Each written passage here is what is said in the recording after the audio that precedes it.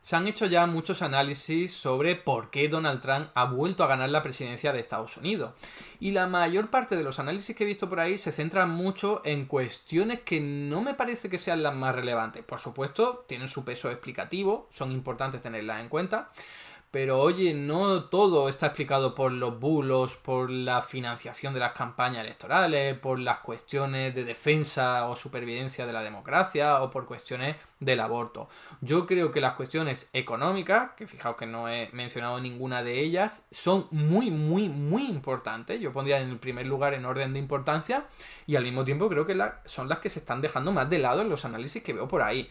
No sé si es porque hay alguna especie de deformación profesional, la gente huye de lo económico, pero oye, lo económico me parece siempre muy importante, pero en el caso de esta victoria de Donald Trump, todavía mucho más, ¿vale? Y quizás esto pueda chirriar a gente que esté familiarizada con los datos de crecimiento de Estados Unidos, porque ha crecido en los últimos años, desde 2021, como un cohete, verdaderamente a unos niveles increíbles.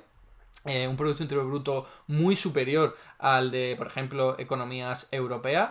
Pero oye, es que eso no tiene por qué afectar a la vida de la gente. Y lo veremos a continuación. Una cosa es la economía en términos convencionales, cómo está aumentando el Producto Interior Bruto. Y otra cuestión es cómo le puede estar afectando eso al bolsillo de la gente. Esto lo hemos hablado en multitud de ocasiones. El Producto Interior Bruto es un indicador muy malo. Muy, muy malo. Entonces, no nos quedemos solo con eso. Ni tampoco con la creación de empleo, que ha sido muy sostenida y muy intensa en Estados Unidos. Es que hay otros indicadores. A lo mejor has conseguido un empleo y no te da para tener una vida digna, ¿no? Eso te puede cabrear mucho. Si eso lo sumas a todo lo demás, bulos y oposición política y la cuestión del aborto, la democracia, pues te acaba saliendo un puzzle muy completo. Pero la pieza, esta de la economía, para mí es la más importante y lo voy a argumentar a continuación. Para ello, fijaos que voy a traer primero aquí lo que es para la gente que no esté familiarizada con los datos de crecimiento del Producto Interior Bruto, fijaos la locura, es que es muy llamativo lo que ha crecido los Estados Unidos de América, como ahí podéis ver en el gráfico, en comparación con el resto de economías desarrolladas. O sea, no hablemos de Alemania ni del Reino Unido, que apenas han crecido desde el año 2021, pero es que en comparación incluso con Canadá, que ha crecido mucho, con Italia o con Japón, que han crecido bastante, incluso con España, que aquí no está en este gráfico, es que ha crecido muchísimo, ¿vale? Entonces esto, insisto, puede despistar a alguien que diga, ¿cómo es posible que la gente haya votado a Trump porque esté cabreado por las cuestiones económicas, que sufra en su bolsillo lo que ocurre, si el Producto Interior Bruto está creciendo más que nunca? Bueno, pues porque, insisto, hay otro tipo de indicadores muy potentes y muy explicativos. Por ejemplo, y todos lo sabéis, este. Aquí tenéis el gráfico de la evolución de los precios, concretamente de los alimentos, pero no valdría para cualquier otro tipo de productos básicos que se encuentran dentro de la canasta básica que se mide en el IPC, en el indicador de la inflación, para que veáis que sí, lleva la inflación un año y pico sin dar muchos problemas, concretamente o casi un año, me he pasado, casi un año sin dar problemas en los países avanzados. Ahí tenéis el Reino Unido, Estados Unidos, Europa, ¿vale? Pero oye, que es que el salto ya lo dio, ¿vale? Os recuerdo que la inflación es el crecimiento de los precios. Entonces, desde 2022 a 2023 crecieron muchísimo, muchísimo, sobre todo en los alimentos, como ahí podéis ver. Y ahora sí que no sube tanto. Y es importante que no suba tanto. Por eso podéis ver ahí que es lo que le preocupa a los economistas, ¿no? Que no siga aumentando y que siga ralentizado. Y eso es algo a aplaudir porque sería mucho peor que siguiera aumentando la velocidad de antes, ¿no? Pero no perdamos de vista que lo que le duele a la gente, lo que nos duele a los consumidores, es la zona que está redondeada por amarillo. ¿Vale? Que es ese salto tan tremendo de los precios, concretamente en este caso de los alimentos. Porque eso es lo que nos daña a nosotros, eso es lo que nos afecta. Que no siga subiendo los precios ahora mismo o en el futuro, está bien, es de agradecer, pero si han subido muchísimo los precios, eso habrá que tratar de arreglarlo. No vale con decir, bueno, ya no suben más. No, habrá que recuperar la capacidad adquisitiva para poder hacerle frente a ese incremento tan loco de los precios de los alimentos. Que por cierto, por si alguien está despistado, este crecimiento tan elevado de los precios se debe a los cuellos de botella derivados de la pandemia y luego a la gravedad de la guerra de Ucrania, ¿no? De la invasión de Rusia a Ucrania, que generó una crisis energética. No es nada de crear dinero, no es nada de déficit público ni de deuda pública. Por eso ha sido algo transitorio, ¿no? Algo que ha durado un año y medio en el mejor de los casos o 2 años en el peor, ¿no? Entonces, fijaos, ¿Qué ha pasado con los salarios? Aquí tenéis otro gráfico en el que podemos ver la evolución de los precios, ¿vale? En la línea negra, y la línea roja tenéis la evolución de los salarios monetarios, ¿vale? Desde el 1 de enero de 2021, ¿vale? Que es cuando podemos decir que empezó a gobernar los demócratas en Estados Unidos, los precios han aumentado más rápido que los salarios, ¿vale? Esto significa que los estadounidenses, en términos promedio, se han empobrecido porque los precios han aumentado más. Tenéis también ahí, por curiosidad, la evolución de la bolsa, que es absolutamente insostenible. Hay una burbuja del copón en la bolsa, ese es el indicador Standard & Poor's 500 y esto en algún momento tendrá que implosionar. Veremos cuándo, pero desde luego eso es prácticamente insostenible. El crecimiento tan elevado del que ya hemos hablado en otro momento. Entonces, ¿el Producto Interior Bruto está creciendo mucho? Bien, bien por Estados Unidos, pero la gente se ha empobrecido. No solo ha ocurrido esto en Estados Unidos, obviamente, ha ocurrido en todo el mundo, también en España, lo hemos comentado en más de una ocasión. Los salarios tratan de arrebatar todo el terreno, recuperar el terreno perdido, pero en Estados Unidos, hasta el día de las elecciones, no ocurrió. Y es normal luego que la gente esté cabreada. Por cierto, este es el valor de los precios promedio, pero si tú coges el de los alimentos, es todavía peor, porque el de los alimentos ha aumentado proporcionalmente más, ¿vale? Aquí podéis ver lo mismo, pero otro gráfico. Desde el momento en el que llegó Joe Biden al gobierno, pues los salarios reales se hundieron, es decir, la capacidad económica de la gente se hundió hasta mitad del 2022 y luego se empezó a recuperar con algunos altibajos, pero en el momento de las elecciones no se había recuperado, ¿vale? No se había recuperado y seguía un 0,5 por debajo. Y esto insisto que es en promedio y sin tener en cuenta la comparación, por ejemplo, con los alimentos, que sería mucho peor.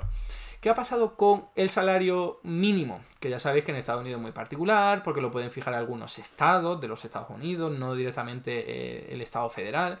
Pero fijaos que tenéis ahí la línea azul oscura, que sería la evolución del salario mínimo que se fija a nivel federal, ¿vale? Que es bastante ridículo, porque fijaos que son 7,25 dólares, es muy muy bajo, y es verdad que ha ido aumentando a lo largo del tiempo, aunque está absolutamente congelado desde el año 2010 aproximadamente, ¿no? Pero eso no es tan importante como la capacidad económica de ese salario mínimo, que fijaos, es que lleva cayendo desde los años 80. Básicamente, ¿vale? Con algunos altibajos y tal, pero la realidad es que la inflación está erosionando los salarios mínimos en Estados Unidos desde los años 80, desde que el neoliberalismo empezó a dar guerra con Ronald Reagan, ¿no? Entonces, eso es fundamental para entender que las capas más bajas de la población, las que tienen ese salario mínimo, se ven empobrecidas, aunque trabajen, aunque encuentren un puesto de trabajo, aunque se partan el lomo a trabajar, tienen un salario mínimo que va perdiendo capacidad económica. Esto no te lo dice el PIB, de esto no te habla ese indicador macroeconómico. Y por si fuera poco, igual que en España nos quejamos mucho de que el precio de la vivienda ha aumentado mucho, el de los alquileres, en Estados Unidos ha ocurrido lo mismo o peor. Aquí tenéis la evolución de los precios, ¿vale?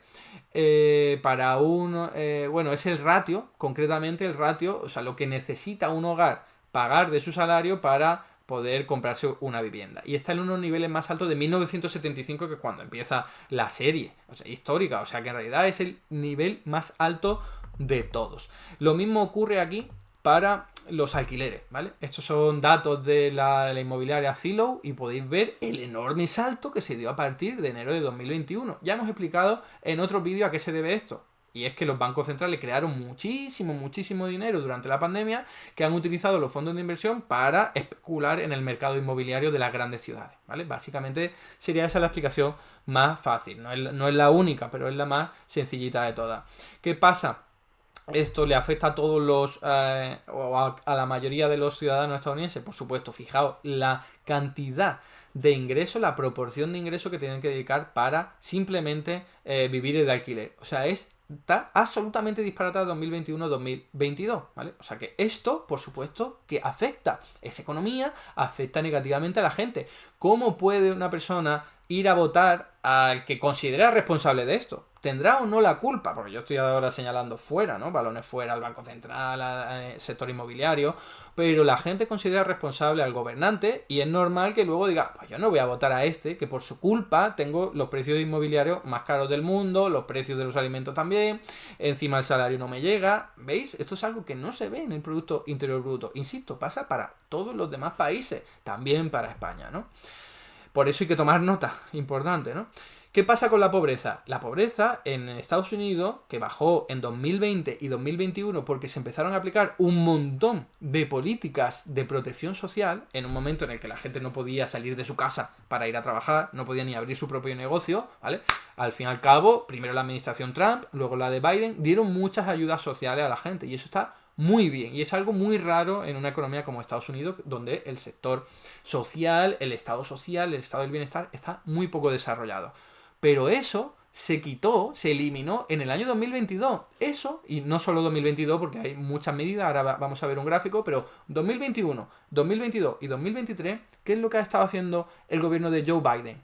Ir retirando todas esas ayudas públicas, porque consideraba que ya no eran necesarias, pero claro, el resultado es lo que tenéis ahí, conjuntamente con la evolución de los precios, la inflación y lo de los inmuebles, y el salario mínimo absolutamente congelado, tenéis un incremento de la pobreza en 2022 y 2023 que supera la que había en 2019, ¿vale? O sea que estamos hablando de que con Joe Biden había niveles de pobreza superiores a las que había en el gobierno de Trump. Entonces es normal que haya gente que diga, a mí este gobierno no me gusta, voy a votar a la otra alternativa. Es normal, es una explicación económica. La gente sufre en sus carnes una serie de políticas que le han perjudicado o una serie de fenómenos económicos internacionales que le han perjudicado. Fijaos aquí la pobreza infantil, ¿eh? La pobreza infantil bajó mucho en 2020 y 2021. Ya sabéis que se dieron ayuda a familias que tenían hijos, ¿vale? Si no lo sabéis, ya lo sabéis porque lo acabo de decir. Y en el año 2022 y 2023 se retiraron, ¿vale? Se retiraron. ¿Y eso qué es lo que provocó? Que de nuevo la pobreza volviese a un nivel de origen. En este caso no aumentó los niveles de la época de Trump, pero oye, todo lo que habías ganado en 2020 y 2021 por una cuestión extraordinaria, lo acabas perdiendo en 2022 y 2023 por decisiones políticas de voy a retirar este tipo de ayuda.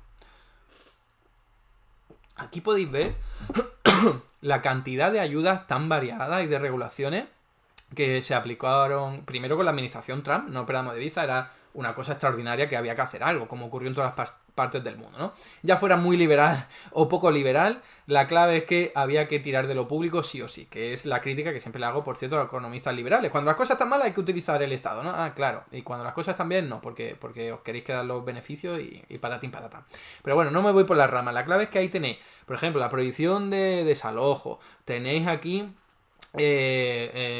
almuerzos gratuitos en el colegio, lo importante que es para gente que no tiene recursos, la expansión del Medicaid, el servicio de salud para gente con menos recursos, la pausa en los préstamos universitarios, ¿vale?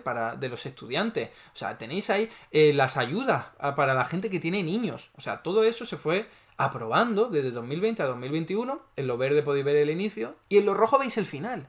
O sea que ya en 2021 se empezaban a quitar esas ayudas que tan bien habían venido y claro, fijaos el impacto psicológico también de estar recibiendo una ayuda y que de pronto te la quiten, pues tú te cabreas más. Te cabreas más que incluso si no te lo hubieran dado. Es algo para analizar y seguro que hay muchos estudios al respecto. Pero al final esto hay que complementarlo con el incremento de los precios. Es que no se acabaron los problemas en el año 2022. De hecho, se acentuaron por culpa de la crisis energética e inflacionaria de la que ya hemos hablado. En otros países como España el escudo social ha sido mucho más potente, incluso se ha reforzado afortunadamente en el año 2022 con las críticas y con los fallos que pueda tener, pero en Estados Unidos el gobierno de Joe Biden fue retirando las ayudas que se habían otorgado durante la pandemia en un momento de mucha gravedad, de mucho sufrimiento y de mucho dolor económico por culpa de la inflación, que también se lo tragaron los economistas y por supuesto afecta más a quien tiene menos recursos. Es normal que la gente acabe diciendo yo a este no lo voto más, a este o a su representante de Kamala Harris, ¿no? Y ahora vamos, que ya hemos presentado los datos económicos para que los tenga todo el mundo en cuenta. Fijaos, vamos a ver las encuestas que se hacen a la gente. ¿Qué asunto te importó más en decidir tu voto? Y fijaos, a la izquierda están los votantes de Harris. El más importante, la democracia. Casi el 60%. Increíble, o sea, muy importante. Ya sabemos que la campaña de Kamala Harris fue cuidado que viene el lobo y va a acabar con la democracia, ¿no? Entonces eso le dieron mucha importancia a los votantes de Harris. El segundo elemento, el aborto. También se hizo campaña con el tema del aborto, muy importante también, pero ahí en el segundo lugar ya en un 20% y solo un 15% por ahí economía, ¿vale? Luego inmigración y política exterior muy abandonada. ¿Y ahora qué pasa con los votantes de Trump? Fijaos, La línea roja, que es la de economía, está casi en el 60%, mejor dicho, está en el 50%, pero está casi en el mismo nivel que lo que le preocupaba a los votantes de Harris, la democracia, ¿vale? O sea, está claro que aquí la gente que ha votado a Trump en buena medida ha sido por la economía, por la preocupación de la economía. La preocupación puede ser real, objetiva o subjetiva, ¿eh? De eso hablaremos ahora. Es verdad que se ha hecho mucha campaña por parte de la derecha, luego daremos algunos datos y ha sido para decir todo está fatal, la inflación está fatal, etcétera, etcétera. O sea que se ha exagerado el problema, pero el problema estaba ahí. El problema de inflación está ahí, lo acabamos de ver con ese tipo de indicadores que os he mostrado, ¿no? Entonces, eso es un caldo de cultivo perfecto para que llegue alguien y haga campaña diciendo la economía está fatal, yo voy a salvar, ¿vale? Y olvidémonos del crecimiento del Producto Interior Bruto y de la creación de empleo, porque si eso nos da para tener una vida digna, es que te da, al fin y al cabo, igual la democracia. Vamos a decirlo, la democracia no te da de comer, lo que te da de comer es tener un nivel básico. Por eso, entre otras cuestiones, tener un nivel básico todo el mundo es una cuestión democrática, ¿no? Entonces, fijaos, el segundo ya, por curiosidad, es inmigración, el 20%, y el tercero ya sería democracia, y los demás un poco más abajo, ¿no? En el caso de los votantes de Trump.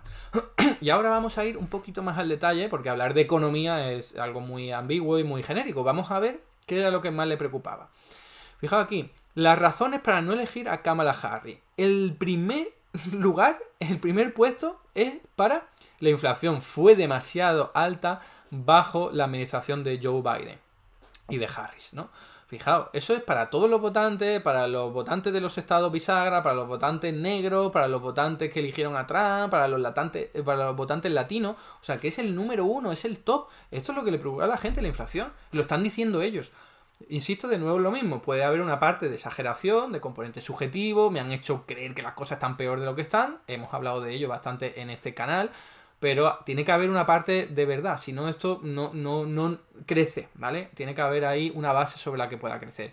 Y por cierto, ya como curiosidad, en el cuarto lugar está que la deuda se elevó demasiado bajo la administración de Joe Biden, que es una tontería, es una chorrada, porque Estados Unidos puede pagar la deuda pública todo lo que quiera y da igual todo lo que aumente. Pero bueno, para que veamos que está eso también por ahí.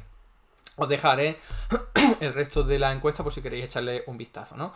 Fijaos, en el pasado la inflación te ha causado a tu familia, ¿vale? Esa es una pregunta de la encuesta. Para los votantes de Harris, solo un 25% le causó problemas severos, ¿vale? La inflación.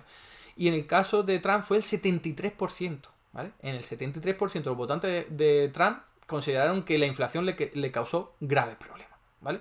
En cambio, que no le causó ningún problema el 78% de los votantes de Harris, ¿vale? Y en el 20% en el caso de los de Trump. Para que veamos que los votantes de Trump, ya sea porque de verdad les ha afectado o porque les han hecho creer que les afecta, han votado movidos por las cuestiones económicas, concretamente la inflación. Aquí también tenéis, comparado con 4 años atrás, la situación financiera de tu familia es mejor que hoy. Tenéis el 82%, ¿vale? De los votantes de Harris, ¿vale? 82% consideran que están mejor que hace 4 años. En cambio, solo el 14% sería de los votantes de Trump. Y luego, peor, que está hoy peor que hace 4 años, pues el 17% es para los votantes de Harris y el 81% para los de Trump. Volvemos a lo mismo. Es una cuestión económica lo que motiva el voto. Puede ser objetiva o subjetiva, o fundamentada o no tan fundamentada, inducida o no inducida, pero es una preocupación económica, desde luego. Fijaos, traigo un paper académico que se acaba de publicar, ¿vale? Es de noviembre de 2024, que es súper interesante y engancha perfecto. Tiene un timing de la leche. Se llama La compresión de la inflación por parte de la gente. Está enfocado en Estados Unidos. Y os leo una de las conclusiones más importantes de todas. Las diferencias partidarias emergen claramente. Los republicanos son más propensos a atribuir la inflación a las políticas gubernamentales. Es decir, los republicanos tienden a culpar más a los gobiernos de que haya un aumento generalizado de los precios. Más que los demócratas. Es curioso, ¿no? Y prevén resultados negativos más amplios. O sea, que consideren que la inflación es peor que los votantes demócratas. Mientras que los demócratas anticipan mayores efectos de la desigualdad.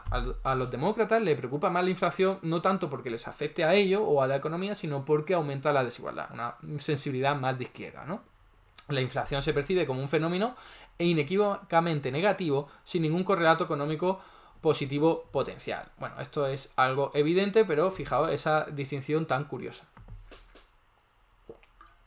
Y ahora os traigo otro, perdón, otro paper muy interesante al respecto, pero que no es tan nuevo, pero para que os fijéis que habla de preferencias de la gente, de nuevo en Estados Unidos está contextualizado, sobre la predistribución y la redistribución por niveles educativos, ¿vale? Y aquí hago un paréntesis para explicar. La predistribución es todo aquello que te afecta al ámbito productivo. Cuando tú estás produciendo, bueno, pues los salarios, los beneficios, los impuestos de la producción, eso es el momento de producción antes de distribuir el producto y las rentas, ¿no? Y luego la redistribución es cuando ya el Estado llega y dice, oye, tú no tengas tanto dinero, págame impuestos, yo te doy una ayuda a ti, ¿vale? Entonces, fijaos que por niveles educativos nos damos cuenta de que los niveles más elevados, los que tienen mayor formación y cualificación, les preocupa más la redistribución. Desde 1940, o sea, esto no es nada nuevo, ahí lo podéis ver. Ponerle impuestos a los ricos, poner que me impongan impuestos a mí, esperar para recortes de gastos o gastar más en el estado del bienestar, suelen estar muy arriba. O sea, en este gráfico que podéis ver ahí, a mayor cualificación, más me preocupa todo esto. Quizás un poco menos lo último que he dicho de gastar más en el estado del bienestar, que empezó a aumentar más en los años 80 quizás, ¿no? O años 2000, en fin.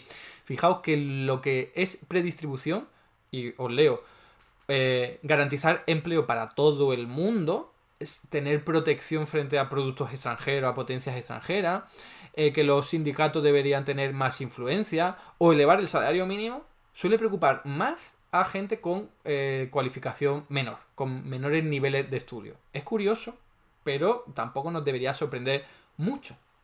Sin embargo, esto cómo cuadra con lo que estamos hablando. Aparte de lo que ya sabéis, que hay por ahí muchos análisis sobre el nivel educativo. Y no quiero hablar de memoria, pero había una proporción mayor que votan a demócrata, ¿vale? Entonces, bueno, como no he traído los datos aquí, simplemente os traigo esto, que es que en el Partido Demócrata la preocupación por la predistribución era muy alta antes de los años 80, ¿vale? Mucho más que por la redistribución. Y sin embargo, ahora se han equiparado. Ahí lo podéis ver, a partir de los años 80, Ronald Reagan, neoliberalismo, para que nos ubiquemos históricamente, baja la preocupación por todo esto que he dicho, el salario mínimo, de darle empleo a todo el mundo, ¿vale? Y baja a unos niveles parecidos a los que habría con la redistribución, que se ha mantenido más o menos estable a lo largo de todo el tiempo que aparece aquí en este gráfico, ¿no? Entonces, joder, si a la gente le preocupa más la predistribución, a los que tienen niveles más bajos, y luego resulta que cada vez eso de la predistribución está siendo más abandonado por los demócratas, pues me voy al otro que estará más preocupado.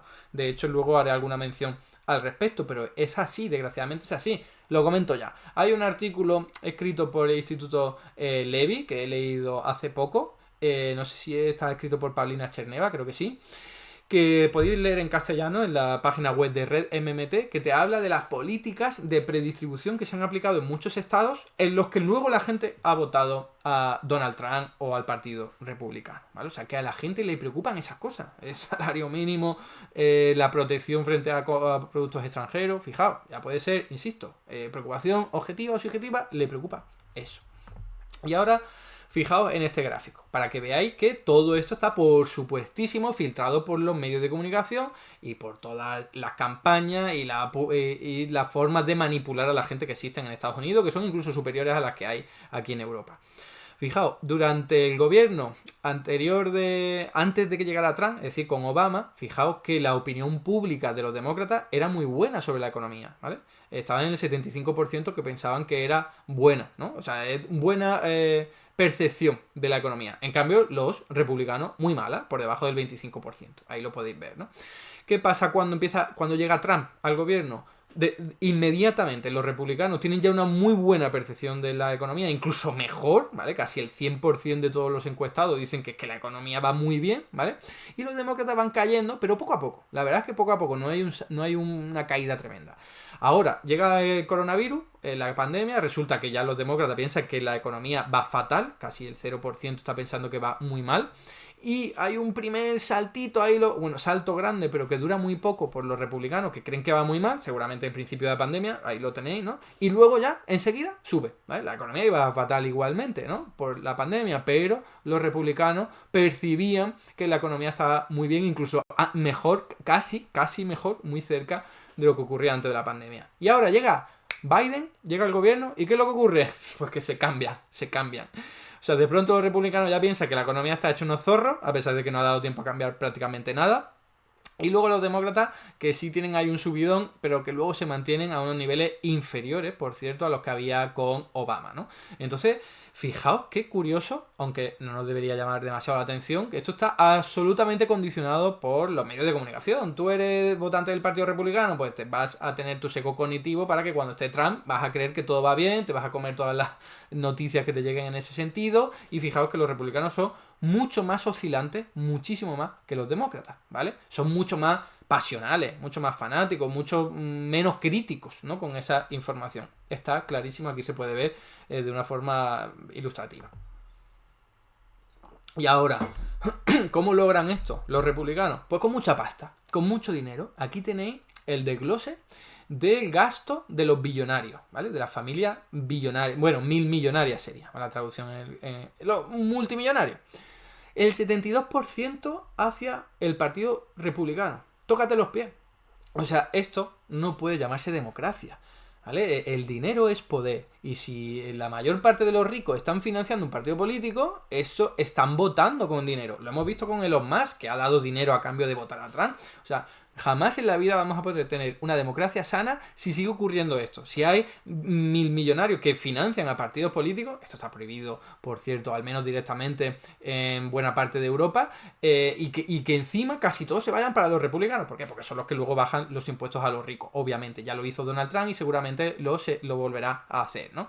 Entonces, esto no es democracia, de verdad, no es democracia. El 22% a los demócratas y luego por ahí algunos candidatos pro Cristo, no sé qué de Kennedy Jr. y otros que hay por ahí, ¿no? Pero es que esto no es democracia. Por supuesto, toda esta campaña va para convencer a la gente, manipular a la gente para que piensen, en este caso, que la economía va mal y que la cosa tiene que ir mejor con Donald Trump, ¿no? O sea que por eso hacía yo la mención de hay una preocupación real, objetiva de la economía, lo hemos visto en indicadores, que luego se ensalza con la manipulación a través de todo tipo de campañas y de propaganda, ¿no?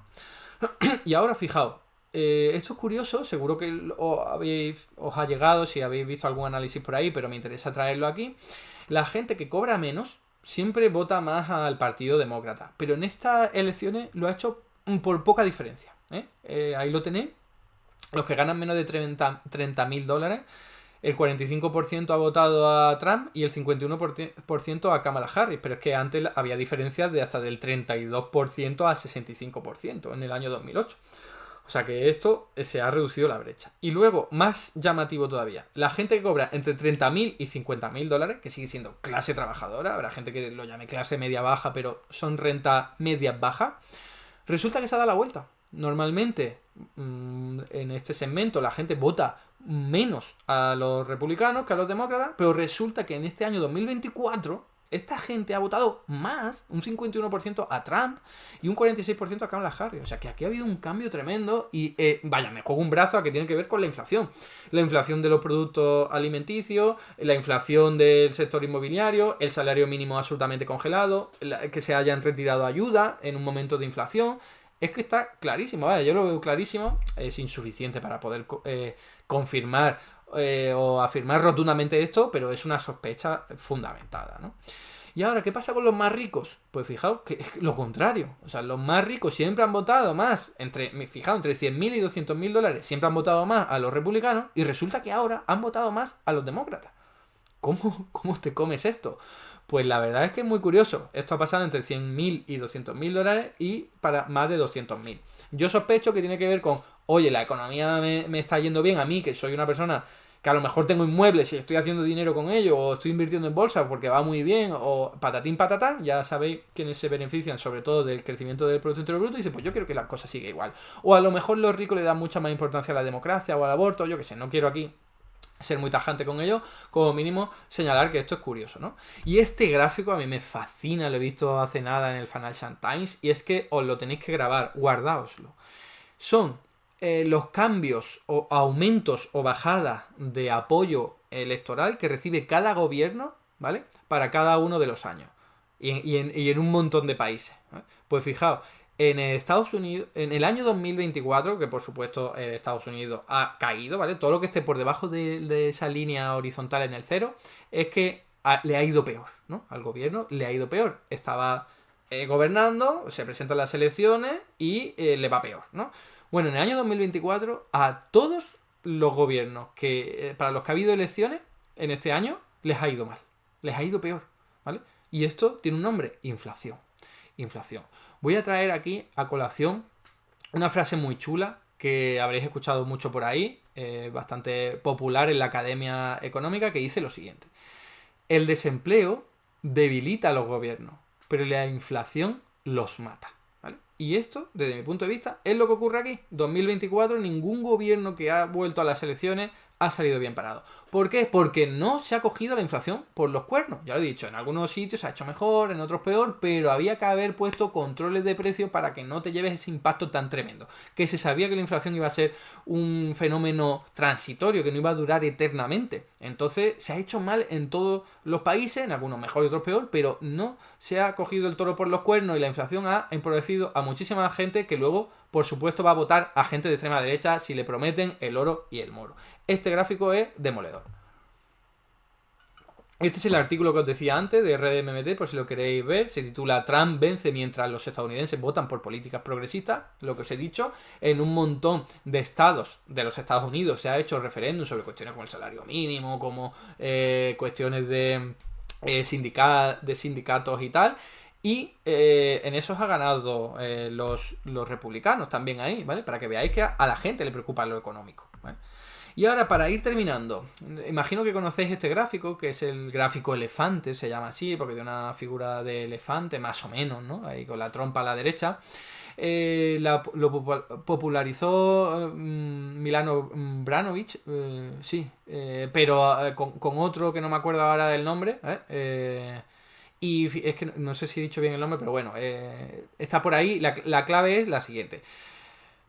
Desde que empezó el neoliberalismo, la globalización y también la financiarización, en el mundo hay gente que ha ganado terreno, ha mejorado, y hay gente que ha perdido incluso que se ha quedado igual, ¿no?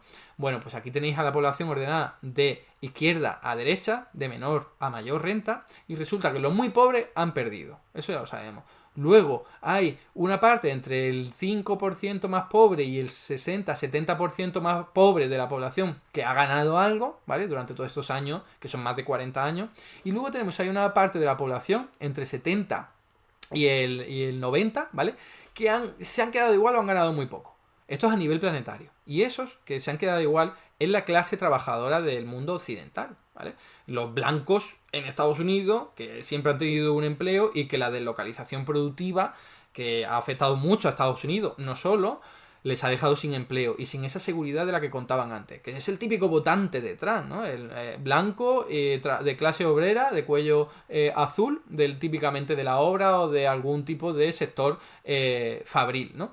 Y ya tenemos una minoría por ahí que se ha beneficiado muchísimo, que sería la trompa del elefante. Bueno, pues de estos polvos, de aquellos polvos, estos lodos, ¿vale? Los que tenemos hoy día. Tenemos una clase trabajadora empobrecida a nivel mundial por culpa, sobre todo, de la deslocalización productiva. Empresas que antes generaban empleo, dinamismo económico en nuestros países occidentales, que ahora se han ido a otra parte del mundo o a México, y entonces han dejado a mucha gente en el desempleo absolutamente cabreada, que vota cualquier cosa que se le ponga por ahí, ¿no? De hecho, fijaos, esto de perder tejido industrial y tejido fabril va aparejado de la mano de una pérdida de la sindicalización. Claro, si tú estás en el mismo sitio con tus propios trabajadores, con tus propios compañeros, puedes organizarte y hacer un sindicato con más fuerza. Pero si de pronto eso se pierde y tienes que trabajar ahí conduciendo un coche o haciendo tu propia actividad como autónomo o directamente estando en el desempleo, no te puedes sindicalizar tanto. Aquí tenéis el ratio de la sindicalización, fijaos cómo ha bajado. En 1983 está en el 20% y ahora está por debajo del 12%. O sea que es una caída bestial que tiene que ver con esto de la globalización, neoliberalismo, etcétera, etcétera, que ha debilitado todavía más a la clase trabajadora, que juega en contra de la defensa de los derechos laborales. Y luego vota al primero que te promete cualquier cosa, evidentemente porque estás pasándolo mal. Y ahora, fijaos, aquí tenéis el crecimiento de los ingresos, ¿vale? Porque, por supuesto que hay gente que se ha beneficiado, lo hemos visto. Ahí tenéis. La línea verde es el 50% más pobre de Estados Unidos, ¿vale? Desde los años 80 hasta la actualidad, es que ha ganado muy poquito. Muy poquito. La mitad más pobre de Estados Unidos ha ganado muy poquito en más de 40 años. ¿Qué ha pasado con el 1% más rico? Ahí lo tenéis, es una maldita locura. Si es que es un sistema hecho para los multimillonarios, como Elon Musk, como Donald Trump. Está hecho para eso. Más en Estados Unidos que en Europa, ¿vale? En Europa y en otras partes ocurre lo mismo. Aquí tenéis un gráfico, es los ingresos, cómo han evolucionado para el 1% más rico de la población, ¿vale? Y fijaos, la línea azul es la de Estados Unidos, es la que mejor le ha ido con diferencia a los súper ricos. Pero a Canadá, al Reino Unido, a Irlanda también, y a Australia le ha ido también muy bien. O sea que esto es una cosa generalizada. Lo que ocurre es que en Estados Unidos está más exagerado por culpa de Ronald Reagan y los demás gobiernos que llegaron después, ¿no? Y ahora, para terminar, ya sí de verdad, una cuestión territorial, que tampoco se le ha dado mucha importancia y yo aquí, pues como mínimo lo voy a exponer y presentar, para que tiréis del hilo. Pero la deslocalización de los sectores productivos, a los que yo hacía referencia, eso dejan boquetes en los tejidos económicos de los sitios en los que se van. Si tú te vas de una gran ciudad como, yo que sé, Detroit o Nueva York o Washington, pues no dejas tanto boquete. Pero si tú te vas de un sitio de interior, ¿vale? En el que había muy pocas empresas, has dejado un boquete muy grande y eso va a afectar a mucha gente, encadenamientos productivos negativos. Ya a quién le compro yo esta mercancía que antes se la compraba, y además yo iba a su propia actividad también a vender productos, etcétera, etcétera, ¿no? Bueno, pues este vaciamiento del tejido productivo por culpa de la deslocalización productiva ha afectado mucho más al campo que a la ciudad. La ciudad, porque al fin y al cabo lo que hace es acumular mucha más gente, ganar por economía de escala. Y es que en las elecciones, de verdad, cuando lo veis por división de campo-ciudad, en la ciudad se ha votado a los demócratas y en el campo se ha votado a los republicanos. Es que lo tenéis aquí, esto para la zona oriental de Estados Unidos, pero sirve para la del sur, ¿vale? Y es que ocurre en todos los sitios, la interna, ¿vale? Tenéis aquí, fijaos en la noreste, perdón, de Estados Unidos, lo mismo. Son las zonas más pobladas, las ciudades donde se ha votado a Kamala Harris. ¿Por qué? Porque les va mejor económicamente, ¿vale? Les va mejor económicamente porque tienen mayor capacidad para protegerse de todo lo que estamos hablando, de la inflación, de encontrar un empleo que a lo mejor no está muy bien pagado y no da para la inflación, pero al menos encuentras un empleo y tienes infraestructura, y al fin y al cabo esto que no solo pasa en Estados Unidos, está pasando en todo el mundo, también mejor un brazo a que ha tenido mucho que ver y vuelve a ser una cuestión también económica. Y nada, espero haber ofrecido un análisis más o menos riguroso y serio. Este es el último gráfico que os traigo, que es para que veáis lo concentrada que está la actividad económica en todos los países, pero concretamente en Estados Unidos. Las zonas naranjas que veis en este gráfico, que son muy pequeñas en términos de extensión, suponen el 50% de la producción.